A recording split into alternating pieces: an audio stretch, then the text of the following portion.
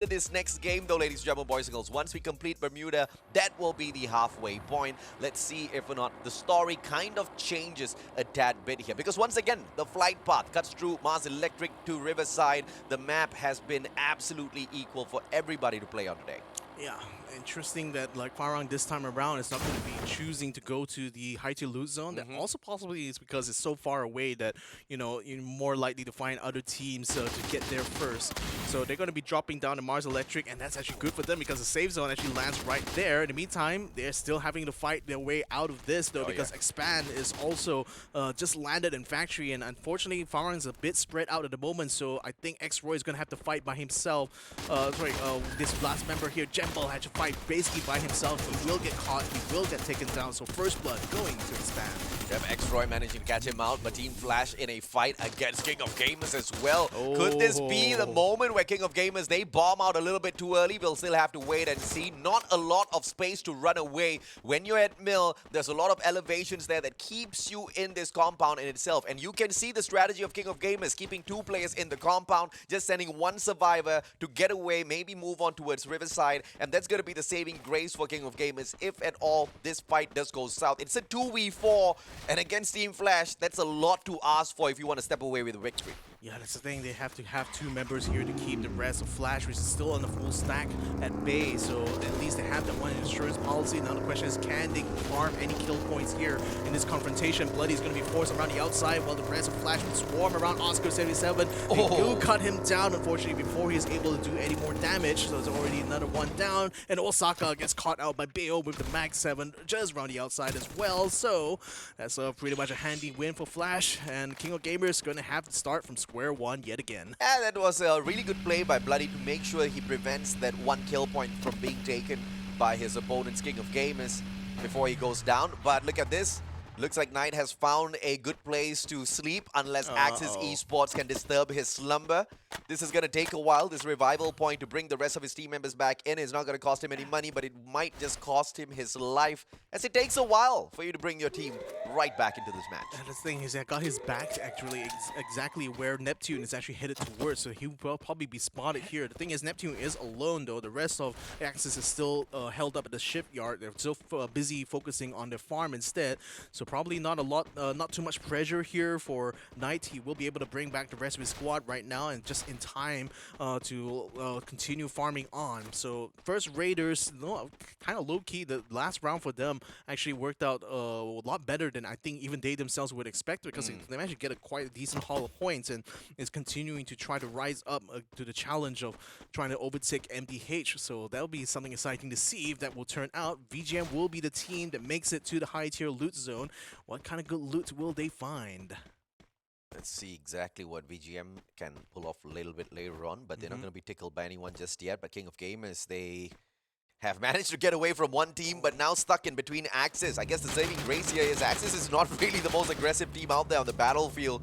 King of Gamers should be able to deal with this, but it's a 50-50 fight because 3 of the players just got back in. They barely have loots on themselves, so they cannot afford to take any of those open ground fights, because without those glue walls, there's no way they can sustain. But look at this, man. King of Gamers, just the absolute champ, still manages to take down Neptune, and Neptune was the one who had an opportunity to make sure King of Gamers do not make it back into the game. What a turn of events. I mean, the positioning was so much better there for King of Gamers. They actually somehow managed to completely envelope Neptune there in that regard.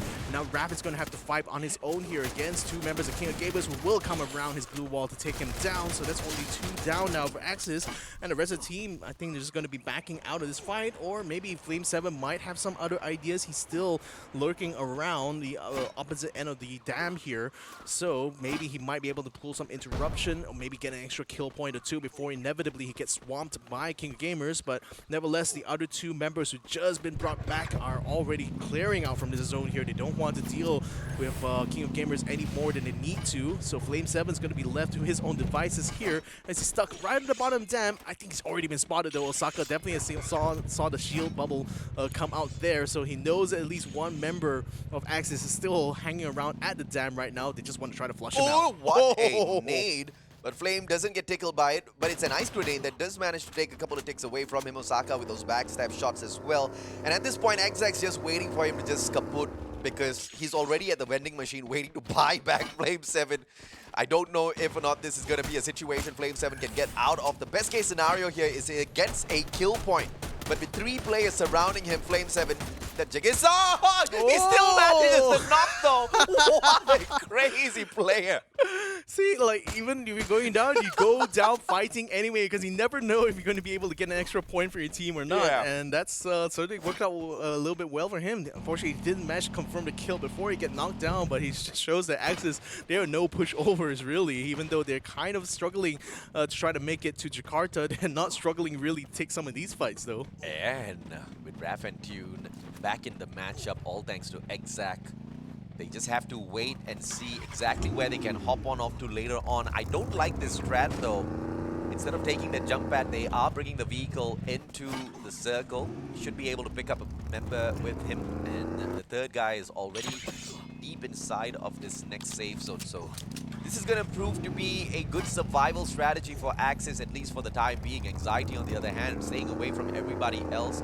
Heading deep into Rimnam Village. One vehicle in their hands as well, and that's going to be the scout that maneuvers around, looking and seeing if or not this team can rotate out in the open. Let's see exactly what their fate will be. Expand, no deaths this time around. That's a very big good start for Team Expand, who have been getting caught very early on by so many teams.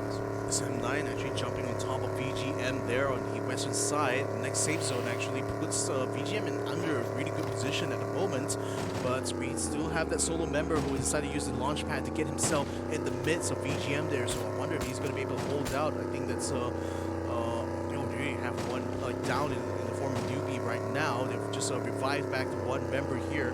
I think Victory is going to have bit of a trouble there to try to hold the front against VGM without the support of the rest of his team. Oh, sorry, that's not Victory. That's Raja, actually. He's caught up inside the warehouse. Wantan trying to keep him away from the doorway while his teammate is going to be moving up in front now to try to cut him down, maybe with that sight or maybe with that submachine gun he has in his hand. But they're just taking it very slow right now, getting the shots out. Raja, he was just completely surrounded on all sides here. That was a very, very unfortunate situation for him. And that's what happens when you fly into the compound of Wii Gaming. They're going to be saying thank you very much for the kill point, and moving on with their day, of course. MDH, this is a big match for them. They desperately need a few points to catch up with the top 6. Jembal stuck between a rock and a very hard place, down on the ground, and the kill is picked up by NP. The rest of Team Farang, they back away. One good grenade could do Spade in. Where is it tossed? Out in the open. He gets away.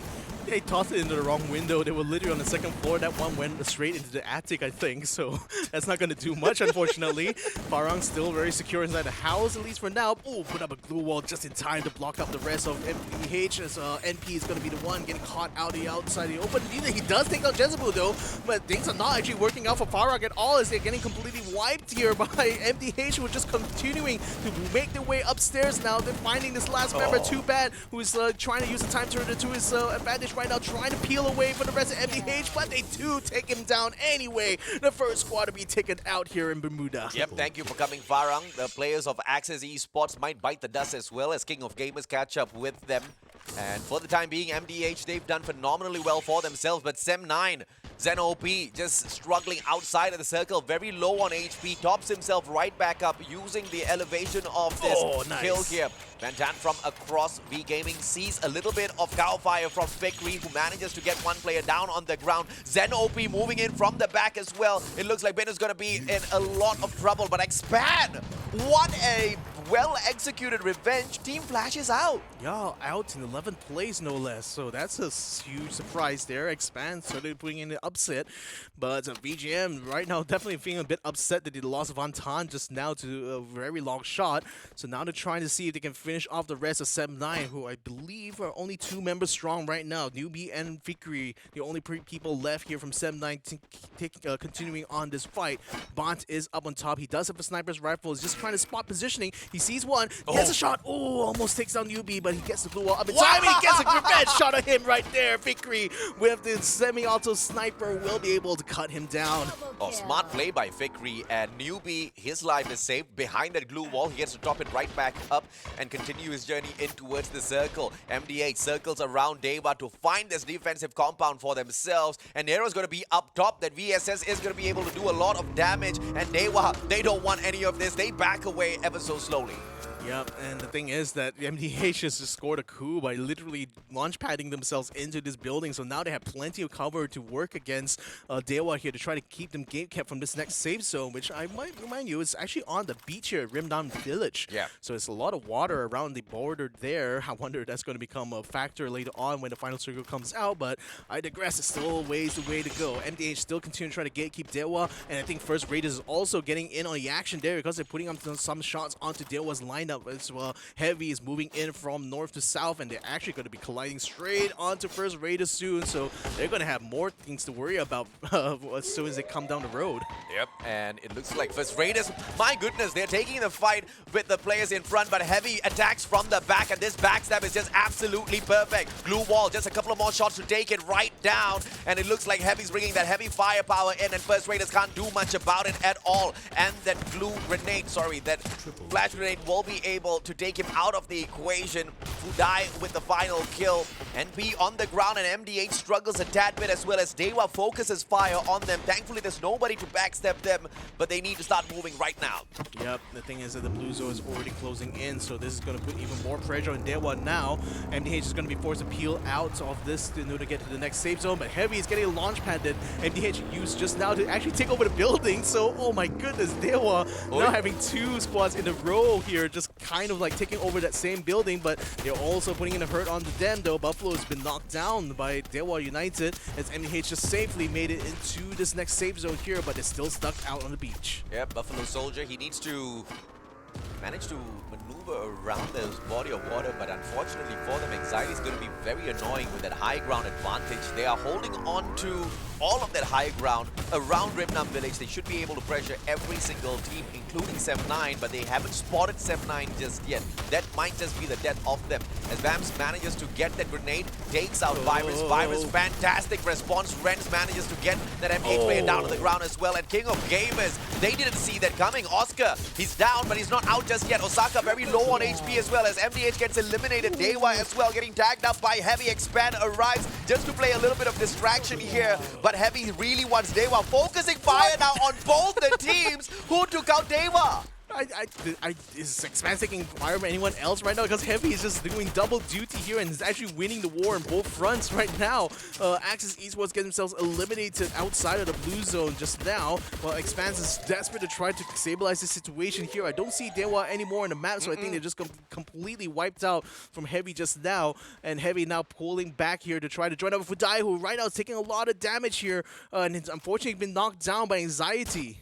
This is Anxiety's opportunity because everybody's running straight at them. Not many teams are inside of the circle at the moment. Anxiety does have a defensive compound as well, but if they do not fish out all of these players who are desperately trying to swim towards them, they are going to be the most heaviest losers a little bit later on because everybody will be eyeing for that defensive position that they are holding onto. Heavy now very smartly dodging in and out through those glue walls as well as Mother Nature using those coconut trees as defense. That's a fantastic idea.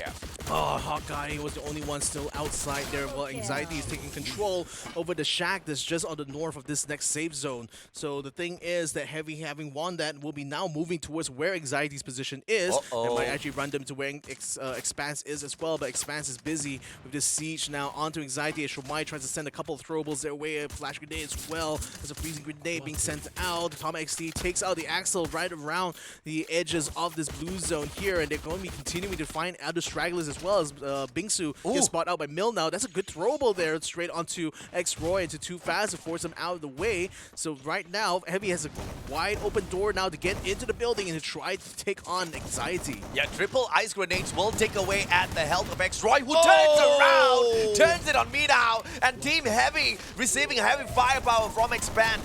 Yeah, Fudai circles around, X-Roy manages to get away. What a glue wall pulled out, and that's going to be the saving grace for Team Expand. Yeah, but it's going to get broken down anyway, but there's still plenty of other access points they could use, but the thing is, they don't really have control over what happens in the building. Anxiety very much have some machine guns to use here, but now the Blue Zone has just come in and Expand, getting themselves taken out by Konoho's grenade launcher, so Anxiety having good work done onto them, but now they're forced to get out onto the open here, and that's going to put them in a little bit of a tight spot here, but they still get the throwables down. Buffalo getting taken down by by 2 grenades to come out in quick succession, and that's going to certainly hurt the chances in this next circle right now. Anxiety with still 3 members, now chasing out the other 2 of Heavy here, Tom XD, as well as Buffalo Fudai trying to get out of the way right now, but the Res Anxiety is collapsing straight onto them. So much firepower, can he get anyone done? Wow. No, he does not. He gets run down as well. Fudai hells up inside the shack, but then the Blue Zone just basically coming to the front door, but no! Osaka from a distance with a G3 rifle takes out the rest of Anxiety.